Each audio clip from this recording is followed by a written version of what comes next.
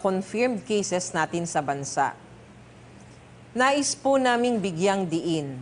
Binago po namin ang paraan ng pagre-report ng mga kaso upang bigyang linaw ang mga datos na aming ifina-flash sa inyong mga screens. Mahalaga po sa amin na maunawaan nyo ang mga datos na ito upang kayo po mismo ang makakapagsabi kung ang ating mga aksyon at mga measures na ipinatutupad ay nakakatulong ba talaga sa pagtugon natin sa pandemyang ito. Ilan sa mga pagbabago ng aming ini-implement sa ngayon ay ang paghahati sa kasong inilalabas namin kada araw to reflect ang mga numero ng fresh cases o mga kaso ng mga resulta ay lumabas at na-validate ng ating Epidemiology Bureau sa loob ng nakaraang 3 araw. At alin naman ang late cases o mga kasong lumabas at na-confirm ang results 4 at higit pang araw ang nakalipas. In implementing these changes, we considered not only the experts' advice, but also your suggestions posted online and on our social media channels. Malaki po ang naitutulong ng inyong feedback upang mas mapaganda natin ang paraan ng aming pagre-report at mas matiyak na malinaw at maiintindihan ang mga datos na aming ibinabahagi. Upang mas matulungan tayo na mas maunawaan ang relevance ng mga data natin, makakasama po ulit natin ngayong hapon ang isang batikang profesor at public health epidemiologist, si Dr. Troy Hepte. Tutulungan niya po tayong mailagay sa tamang konteksto ang lahat ng mga numerong inilalabas natin para po mas ma-appreciate ninyo ang mga ito.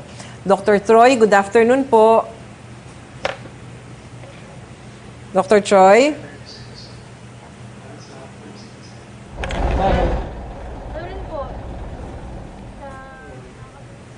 Good afternoon, Dr. Troy.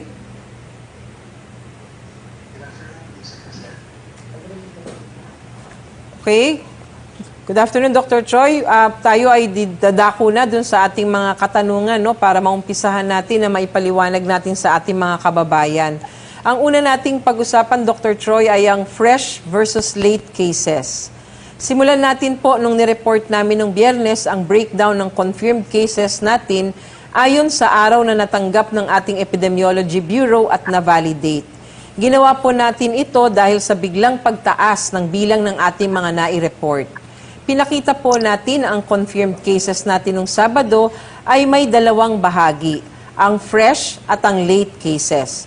So, Dr. Troy, maaari niyo po bang ipaliwanag sa amin kung ano po ba talaga itong fresh at late cases na ito at bakit po ba tayo may late cases? Dr. Troy? Maraming salamat, Yusek, doon sa katanungan natin tungkol doon sa fresh versus yung sa late cases. Yung mga fresh cases po, ito yung mga recently po na-report sa atin na within the last 3 days, most recent 3 days. Yung mga late cases po, ito naman po yung higit pa sa 3 araw na nakaraan.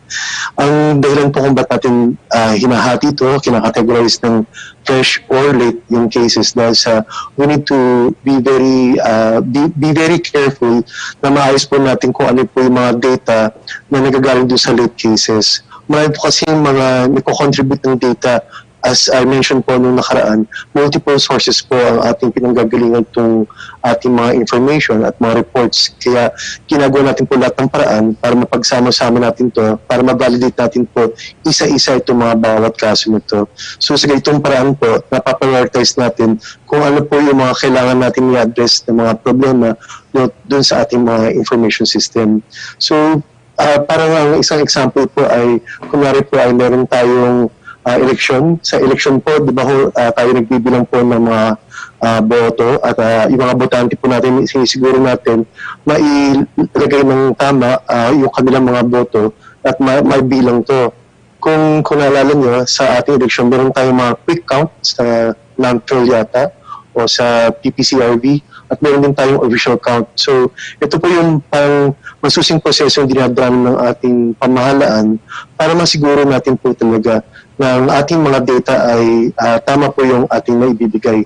Bagamat po nagbibigay tayo ng mga numero ng kung ano mga kaso natin araw-araw, kailangan po natin tingnan din po yung konteksto. Yung sitwasyon po kasi natin ngayon, mula nung nagsimula po itong pandemic ng COVID-19, mula pa po nung March hanggang sa kasalukuyang panahon, nakikita naman natin po kung ano po yung trend ng curve.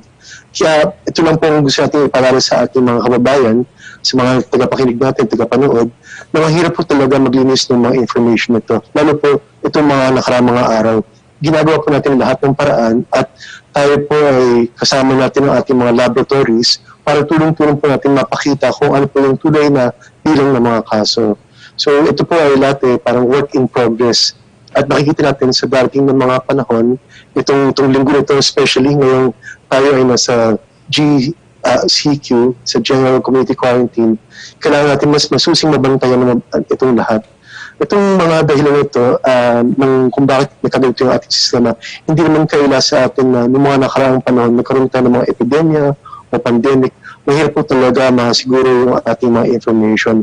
Hanggat maaari po sana magawa natin na most recent data ang ating hawak-hawak, pero hindi po ganun kadali makuha itong mga information ito. We want sana po na regular o daily po yung ating mga reports, pero tandaan po natin na marami pong tumutulong dito sa pagkuha ng data, mga disease surveillance officers, mga healthcare workers natin sa communities, sa health facilities, at bigyan po natin ng acknowledgement at appreciation po yung ating mga laboratories. Kung hindi po dahil sa kanila, hindi po natin magagawa po matukoy kung sino ba talaga ang nagiging positive sa ating sa panahon natin ngayon. So, kumukuha po silang specimens at pinaprocess nila ito at sinisibit po nila yung kanilang mga data sa atin. So, ang problema lang po, meron din tayo kasing kahirapan sa larangan ng mga laboratorio. Sila mismo, we are trying to cope din po with a lot of specimens na kailangan nilang i-process at i-test. So, yun lang po, malaking bagay na tapos nakapagbigay pa po sila ng information. So, pinapaalala lang po natin sa kanila na sana po kung ma-share din sa lalo na din ng panahon yung kanilang mga data para ho mas maging buo ang ating mga nare-report sa araw-araw po na ni-present natin sa public. Yun po, Yusek Rosette. Yes, no? So pinaliwanag po ni Dr. Troy what is fresh and what is a late case. Pinaliwanag niya rin po yung importansya ng datos at kung gaano talaga kahirap kumuha ng datos. Lalong-lalo na dito po sa atin, marami po tayong governance levels na pinagdadaanan ng impormasyon bago makarating sa national government. So, Dr. Troy, kung titignan po natin, no, ngayong araw, meron po tayong case bulletin. And we have new numbers in this case bulletin that we are going to show on our screens. Ano po ba ang implikasyon ng mga ito, Dr. Troy? Hello, Yusek. Yung mga numbers na naipapakita natin, I think meron na ho tayong mga yung continuous po, yung consistent na ipinapakita natin yung between fresh at saka yung mga late cases natin. At kagaya ng sabi ko kanina, importante po na napaalala natin sa ating mga laboratorio na kung sana po makapagsabot sila ng regular, ng daily kung maaari po.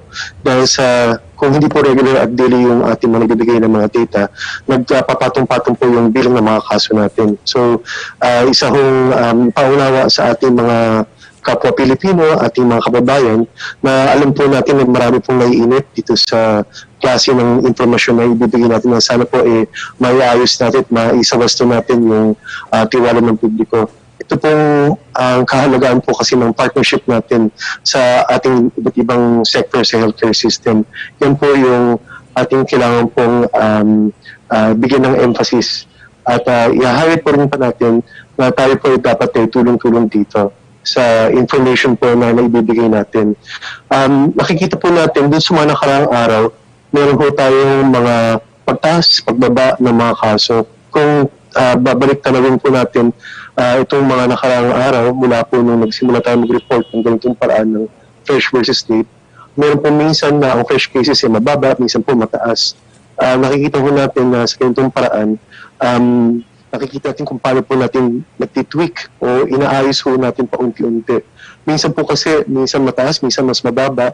Ganoon na rin po nakikita nyo sa late cases. So yung ganyang variation po, you will expect that po when we are trying to fast track po yung validation. Nung dati-dati, nakikita natin na hindi masyadong marami yung variation na yan. Pero ngayon po, habang inaayos natin, pina-fast track, mabilis po natin, Pero bagamat po pinapast natin yan, kailangan po tayo maging maingat kasi dapat po tama po yung mga numero ibinibigay natin. So yung mga nagbibigay ho ng kanilang opinion o kanilang mga haka-haka tungkol dito sa mga numero ito, so gusto lang namin po ipakita na yung ating dedication commitment po sa ating mga healthcare workers, lalo na po yung ating mga kapwa epidemiologists, mga public health workers natin, tulong-tulong po sila para ma-report po itong mga data nito. Ang maganda pong i-highlight dito na dun sa pagdami, biglang pagdami ng mga kaso nito, mas napapalapit po tayo dun sa truer picture o yung mas tunay po na sitwasyon natin ngayon sa COVID-19. Yusek Rosette. So Dr. Troy, ang pinag-usapan natin ngayon ay ang fresh cases at mga late cases na nakikita ng ating mga taga-subaybay sa kanilang mga screens. Pinapakita po namin sa inyo ang breakdown ng mga validated cases. Nais ko lamang pong ulitin, ang fresh cases po ay mga kaso na ang mga resulta ay lumabas at na-validate ng ating Epidemiology Bureau sa loob ng nakaraang 3 araw. Ang late cases naman ay mga kasong lumabas at na-confirm ang results 4 at higit pang araw ang nakalipas. So Dr. Troy, para po malinawan ng ating mga nanonood, para saan po ba talaga ang paghati ng mga numerong ito? Bakit po ba natin kailangang ipakita ang fresh at late cases? Dr. Troy? Maraming salamat, Yusek Rosette, para dun sa tanong na ulit na ito. Yung sa fresh cases po, ipinapakita po natin yung current trends natin. Pero having said that po, in spite of yung ating mga ginagawa na pag-ayos po ng ating sistema sa data sa ating information system dito po sa COVID-19, minamabuti po natin ipakita rin kung ano po ang ating mga nagiging accomplishments sa araw-araw nito sa pagdagdag po ng mga na-iwan o natirang mga kaso o yung tinatawag natin ng mga late cases. So, ito po ay isang paraan para mapakita natin yung ating transparency po na tayo accountable po para dito sa ganitong klaseng data. Bagamat po hindi naiintindihan ng marami siguro sa atin yung difficulty po, gusto na ho namin ipakita rin na tayo po ay nagpapakita na po ano yung ating progress. Hindi po tayo siguro perfecto, hindi po 100% na maipakita natin regularly o daily yung ating mga reports o yung ating mga numero ayon dun sa kung kailan po sila talagang napasakit, pero ginagawa ko natin ang paraan para maipakita na ito rin po paliit ang paliit itong number nito. Hopefully po, may encounter natin ito sa mga darating na panahon na mas niliit pa. Bagamat po, meron na tayong backlog dito sa mga late cases na ito, meron po tayong kinakaharap din ng mga bagong listahan ng mga bagong pasyente at tuloy-tuloy po na natin itong i-address sa mga susunod pang mga araw. Yusek.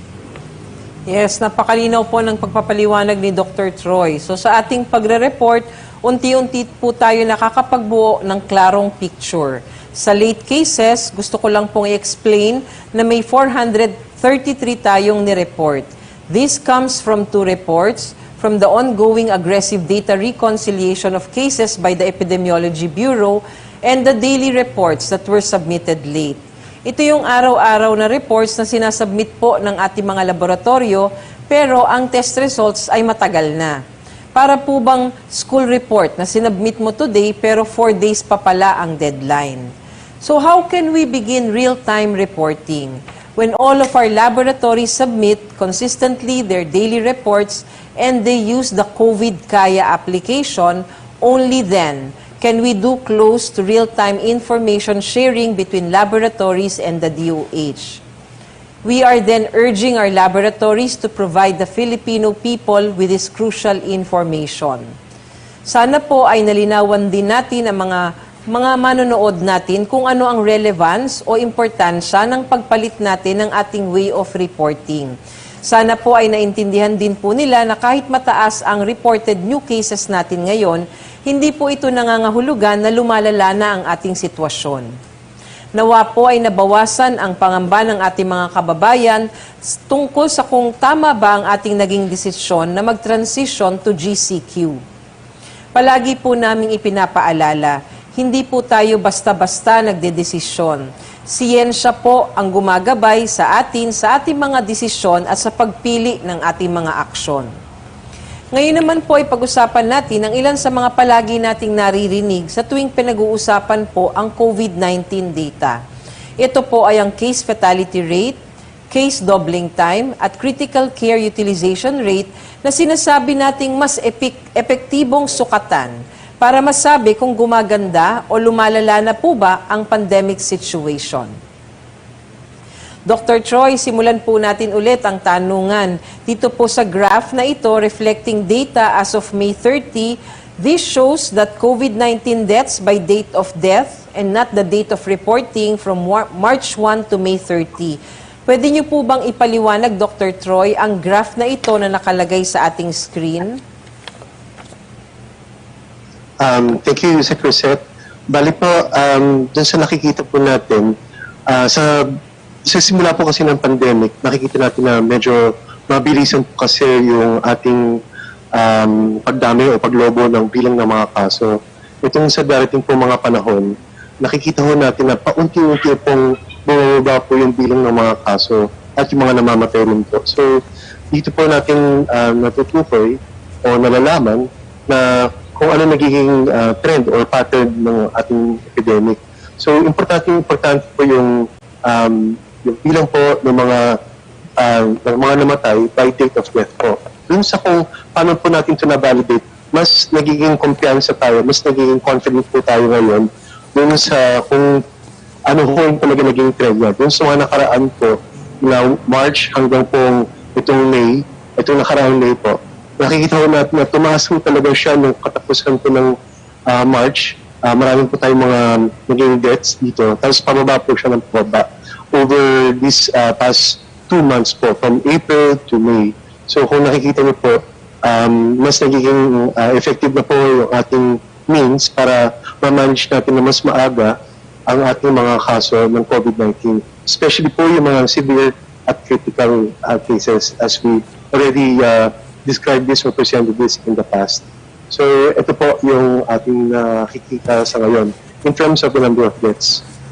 With regards po naman dun sa nakikita natin kung may doubling time tayo, kung dati po 2 o 3 po na araw dun sa pagdami po ng kaso, ngayon pong napakarami na po kasing naging kaso na, ngayon po kumukonti na ho ngayon yung bilang ng araw, sorry po, medyo nadadagdagan na po yung bilang ng araw para dun sa makikita natin na dumadoble na po yung kaso. Sa katunayan po yata, medyo minsan lumabot na po ng halos 1 linggo yung pakita natin ng pagbilang ng kaso. Ito po ay pagpapakita na bumababa na po. Nagde-decrease na po yung rate of new cases pag ganito. So, ito po ay isang magandang indikasyon na tayo po ay nakaka-manage, nakaka-cope tayo po dito sa ating pandemic. So, ito po yung ating hinahanap ngayon dun sa ating mga fresh cases na itong mga most recent cases natin, sana mapakita natin yung trend sa mga darating na araw. So ito po yung dapat nating abangan at ito talaga yung dapat nating mag-concentrate. Kung meron tayo man naging problema o maging mga difficulty dun sa pagpakita ng mga trends and data ng mga nakaraan, ngayon po yung sa mga fresh cases po sa mga darating na araw, darating na linggo, dyan po tayo dapat nakatutok na tumingin. Yes, Yusek, back to you. Okay, so si Dr. Troy has discussed the case fatality rate or the decreasing number of cases po.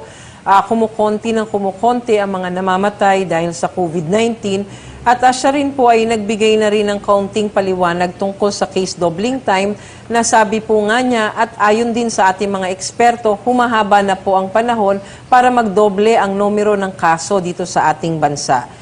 Dahil po napahaba na natin ang period na ito, this means a small victory for us kahit it only means we have enough time para makahinga-hinga ang ating health system. So dahil nakakahinga-hinga na po ang ating healthcare system, Dr. Troy, maaari po ba naman natin ipaliwanag sa kanila ang critical care utilization rate? Bakit po bang mahalagang nababantayan natin ito? Yes, yung critical care utilization rate, isa yung early indicator na kung tayo ba yung nakakapag-cope dun sa bilang ng mga kaso na nangangailangan po ng mga special care or intensive care po. As we mentioned, dun sa mga nakaraan natin na nabanggit, yung mga mechanical ventilators po, yung mga ICU rooms, yung mga special equipment po natin na dapat maging available, special personnel po na tumutugon sa mga pangangailangan natin mga pasyente para maagapan at magamot sila sa lalo madaling panahon. Kung mapapakita po natin na yung ating critical care utilization rate ay mababa, ibig sabihin po nito ay kumukonti na po yung bilang ng ating mga kaso na nangangailangan ng ganitong klaseng critical care. So, tayo po ay handa, ready po yung ating mga equipment, ang ating mga kapasidad sa mga hospital natin, sa mga health facilities. Bagamat po ready tayo at kakaunti yung kaso, di po tayo dapat let our guard down kasi kinakailangan po natin maging ready pa rin tayo sa mga susunod na panahon. Ngayon po nasa general community quarantine tayo sa GCQ, kailangan po tayong maging prepared sa kung ano man ang pwede mangyari. Kung nangyari po, dumami ang kaso natin bigla sa kung saan mga lugar dito sa atin, sa National Capital Region o sa ibang mga probinsya o ibang mga rehiyon. Yun po, Yusek. Salamat, Dr. Troy. Tignan naman po natin ang critical care utilization rate natin para mas makita natin at makita ng ating mga nanonood sa ating mga screens at mas ma-appreciate nila kung ano po ang pinapaliwanag ninyo. Para sa ICU beds natin, ang critical care utilization rate natin ay nasa 33% at 19% naman po para sa mechanical ventilators. Kung iintindihin po natin ang paliwanag ni Dr. Troy kanina, masasabi rin po natin na magandang indikasyon po mababa ang critical care utilization rate. Dahil ibig sabihin po nito, hindi natin nasasagad o nagagamit lahat ng mga ICU beds at ventilators. Magandang indikasyon na hindi natin na-overwhelm ang ating health system at kung kakailanganin pa po natin ng facilities, meron pa rin po tayong nakahanda na maari nating gamitin anumang oras. Dr. Troy, napakarami po ng aming natutunan sa inyo ngayon. Sigurado po kami na ang ating mga manonood ay na-appreciate ang pagpapaliwanag nyo sa amin ngayong araw. Pero lubos-lubusin na po natin, Dr. Troy. Antay ka lang dyan. Meron pa po tayong pag-uusapan maya-maya. Available po araw-araw sa ating official DOH FB page and Viber community ang ating Beat COVID-19 Today Situational Report. Ito po ay isang report na naglalaman ng maraming mahalagang impormasyon tulad ng number of our active cases, number of COVID-19 patients na inaalagaan natin sa loob ng mga ospital at sa mga ligtas COVID centers, maging ang kanilang estado kung sila ay mild, severe, or critical. Andito rin po ang datos tungkol sa ating testing capacity, kalagayan ng ating mga healthcare workers, updates tungkol sa PPE distribution, at higit sa lahat ang kabuuang estado ng ating healthcare system or health system capacity. Hihingin po sana namin ang tulong ni Dr. Troy para gabayan ang ating mga manonood kung paano ba dapat i-appreciate o intindihin ang mga impormasyon na nakapapaloob sa CTREP na ito. Unahin po natin ang case summary para sa araw na ito. Sa atin pong daily situationer, makikita po natin ang dami ng mga COVID-19 cases ayon sa klasipikasyong mild, severe, o critical at asymptomatic. Sa ganitong paraan, mas malinaw sa atin ang dami ng kaso at magkakaroon tayo ng kabuuang idea kung ilan ang dapat na nasa quarantine facilities at ilan ang mas nangangailangan ng medical assistance or pagpapaospital. Makikita din po at mapapansin ang dami ng recovered patients kumpara sa mga nasawi. Dito makikita na ang panawagan natin sa lahat na manatili sa loob ng bahay habang may banta ang COVID-19 at habang wala pang bakuna na nagiging epektibo sapagkat mapapansin natin na kaunti na lamang po ang namamatay at madami na ang aware at nag-iingat upang hindi mahawa o makapanghawa. Ngayon naman po ipapakita namin ang onset of illness. Dito makikita natin kung meron pong downward trend sa ating cases per day. Sa graph na ito, makikita kung kailan nga ba talaga nagkasakit ang isang pasyente. At napapansin naman po natin na sa mga nakaraang araw, bagamat maraming nare-report na late cases, kakaunti lang po ang maituturing na bagong kaso ng COVID-19. So, Dr. Troy, maaari niyo po bang i-explain kung bakit ang date of onset of illness and not the date of report ang ginagamit upang maintindihan ang ating sitwasyon. Dr. Troy? Thank you, Yusek Rosette. Importante po kasi na mailagay ho natin din sa tamang perspective yung ating po paggawa itong tawag po dito ay yung epidemic curve po natin. Dito sa epidemic curve, makikita po natin po kung ano yung talagang trend mula dun sa kung kailan nagkaroon ng infeksyon ang mga tao. Dun sa mga naibabahagi ko natin kasi dun sa mga nakaraan, minsan naipapakita po natin yung date of reporting. Malaki po yung kaibahan nila. Yung date of reporting, ito po yung nakailang araw na ho sila mula nung sila nagkasakit at kung kailan lang ho nagawa yung test at naibigay po yung report nila. Yung nakuha natin po sa kakagawa ng pag-address ng backlog natin dun sa ating mga validation process, dun sa ating pag-aayos sa ating health information system, nakikita ho natin kung saan ba talaga ang petsa o araw kung kailan nagkakaroon ng infection o yung tinatawag nating date of onset of illness. Dito po, mas makikita natin very faithfully kung ano po ang talaga nangyari sa atin. Mula nung Pebrero, nagkaroon tayo ng mga initial cases hanggang nung nagkaroon tayo ng mga pagtaas ng kaso, pagtaas ng bilang ng mga kaso noong March. Tapos kung nakikita niyo po, medyo may minsan pataas, pababa. Tapos pagdating po ng Abril at itong Mayo, may mga nakikita kayong mga spikes po ng mga kaso. So dito po, nakikita natin kung saan maaaring kumalat na yung mga ibang kaso. Bagamat po, dumami na po yung mga spikes na yun, nakita niyo po na sa bawat spike po, hindi ho talaga lubusang tumataas yung bilang ng mga kaso, gaya na ho nung naranasan natin noong March at itong April. Sa epidemic curve po na ito, dahil po nasabi ni Yusek Rosette, itong mga nakaraang araw, dahil sa malinis na ho natin carefully itong mga data natin, nakita niyo parang mas kumukonti na ho ngayon tayo. Ngayong papasok na tayo ng GCQ, itong mismong araw, unang araw ng GCQ natin, ito po ay hudyat para sa atin na wag ho nagpabaya dun sa ginagawa natin mga social distancing at public health measures. Kung nagawan po natin ng paraan na medyo nagkaroon tayo ng control or management po ng ating pandemic, itong epidemic natin dito sa Kalakang, Maynila, hindi ho natin dapat pakawalan yung pagkakataon na tuloy-tuloy ho natin ito. So, ito po ay isang pagpapaalala sa atin na itong epidemic curve ito, itong graph ito ng bilang ng mga kaso based mo sa date of onset na tayo po ay dapat tuloy-tuloy po ang ating pag-iingat at ang ating pagsunod po sa mga alituntunin na ibinigay sa atin ng ating government. Yun po, Yusek Rosette. Yes, so salamat sa pagpapaliwanag ng date of onset of illness, Dr. Troy. Ang mga susunod naman po na ipapakita namin ay mga resources na bumubuo ng ating health system capacity. Dito, makikita kung nakakayanan ba ng ating health system ang dami ng mga pasyenteng kinakailangang maospital. Makikita natin sa ating laboratory update din ang bilang ng mga licensed laboratories natin na nag-umpisa po tayo sa RITM lamang. Sa bilang natin noong isang araw ay 37 na po ang licensed laboratories na gumagawa ng RT-PCR testing at meron na rin po tayong 11 na licensed gene expert laboratories. Marami rin pong mga laboratorio na nasa stage 3 at stage 4 na upang maging isang licensed laboratory. Ang mga ito ay siyang nagpoproseso ng mga swabs na kinukuha naman ng mga swabbing and testing centers natin. Bago po tayo magpatuloy, Dr. Troy, kailangan din natin pag-usapan ang bilang ng mga positive individuals ayon sa ating mga laboratorio at ang bilang ng ating kumpirmadong kaso.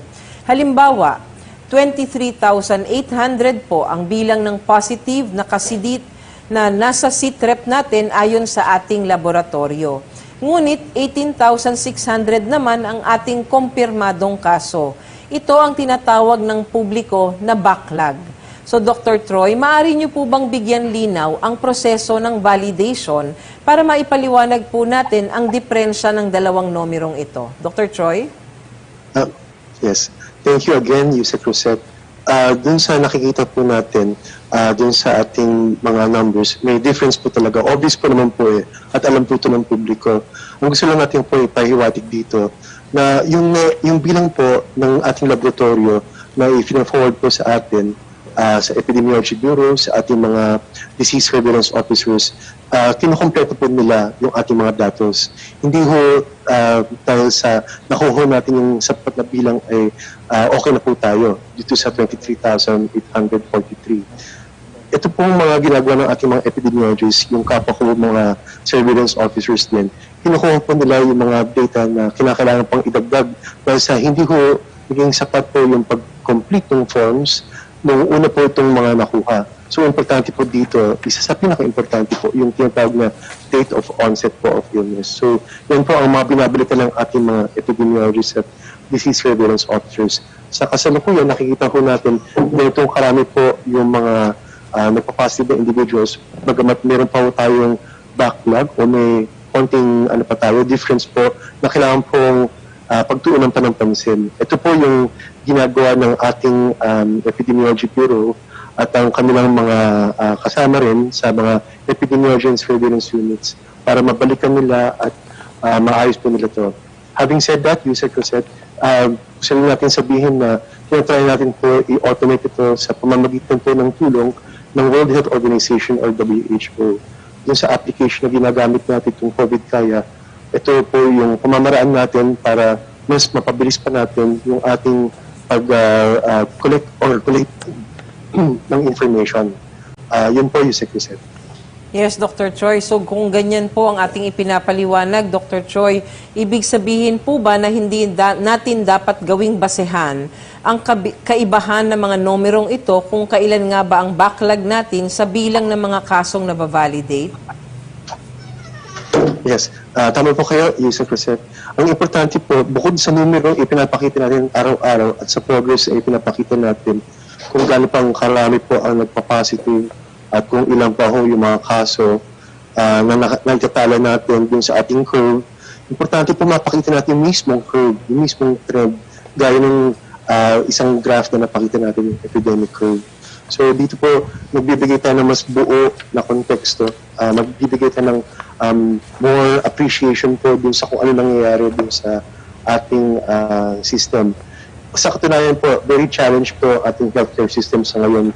Sa dating mga panahon po naman talaga, pag may mga outbreak, kunwari may dengue o may tigdas o kaya kung ano man ang mga naging epidemya natin, ganito rin po ang prosesong dinadaan natin. Nagkataon lang po ngayong pandemya nitong COVID-19, mabilis po talaga kumalat itong epidemya nito, itong virus nito. At we are trying our best po to cope with the current challenge po or current need for this kind of data. Yes, Yusek Cosette. Okay, so kung gayon, Dr. Troy, maaari ba nating sabihin na hindi magkapareho ang backlog ng mga laboratorio dito po sa sinasabi nating diferensya ng numero ukol naman sa pagbavalidate ng mga kaso? Dr. Troy?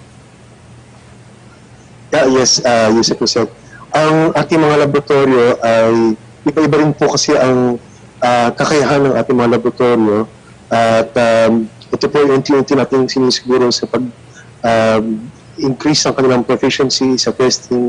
Yung timeliness po of submission nila, lahat po yan ay nakikita natin na nagkakaroon ng pagkakaiba. Hindi ho lahat ganun kabilis kumpara doon sa iba. At yun po yung ating ini-encourage o hinihikayat natin po yung partisipasyon ng ating mga laboratorio para mas maging malinaw, mapaigting natin yung ating mga nagiging report. At yung mga numero natin ay mas nakakasiguro tayo dun sa kanyang truthfulness at yung kanyang veracity po. Yes, Yusek. Okay, so salamat po Dr. Troy. Kaya po mahalaga ang ating pakikipagtulungan sa ating mga laboratorio upang masigurado na accurate, complete at timely ang ating datos. Kapag kumpleto at nasa tamang oras na ibibigay ng ating mga laboratorio ang kanilang line list, ay siyang mapapabilis at magiging mas accurate pa ang makukuha nating larawan sa estado ng COVID-19 sa ating bansa. Pagdating naman sa ating mga ospital, pinapakita ng CTREP natin kung ilan sa mga hospital beds ang reserved lamang for COVID, bukod sa mga non-COVID beds. Kasama na dito ang bilang ng mga mechanical ventilators, katulad ng sinabi ko kanina, ginagamit lamang ng mga critical na pasyente, yung mga nahihirapang huminga. Kung ang mga numero nito ng available beds at ventilators ay mas mataas kaysa occupied beds or ventilators in use, ang ibig sabihin po nun ay kaya ng ating health system ang dami ng mga pasyenteng ina-admit. At ang magpapatakbo naman po ng ating mga ospital, magpoproseso ng mga testing natin, magko-contact tracing at maraming mga gawain pa sa ospital at laboratorio ay ang ating mga frontliners, mga doktor, mga nurse, medical technologist, x-ray technicians, respiratory therapist at ang buong COVID team sa bawat ospital.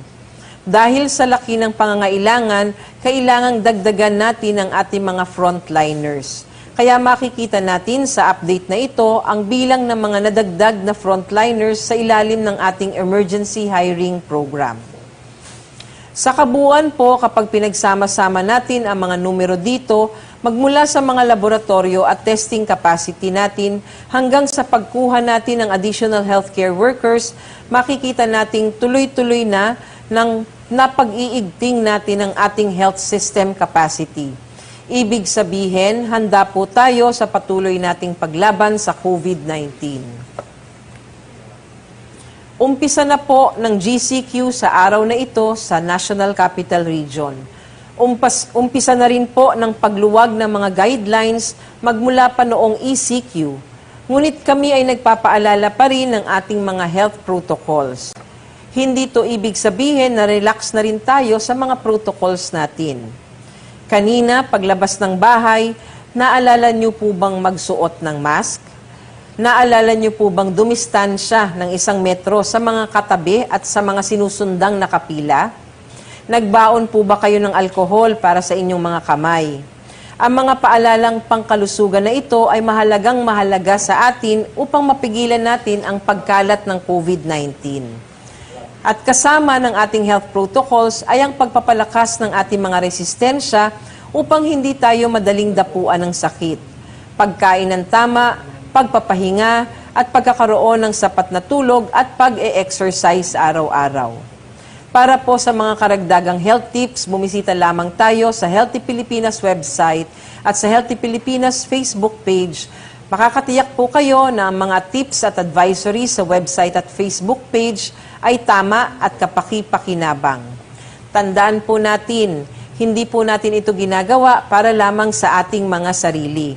Para rin po ito sa kaligtasan ng ating mga anak, ng ating mga magulang at ng ating mga mahal sa buhay. Maraming salamat po sa inyong lahat. Mabuhay po ang mga Pilipino na patuloy na lumalaban sa COVID-19. Tandaan, together we can beat COVID-19.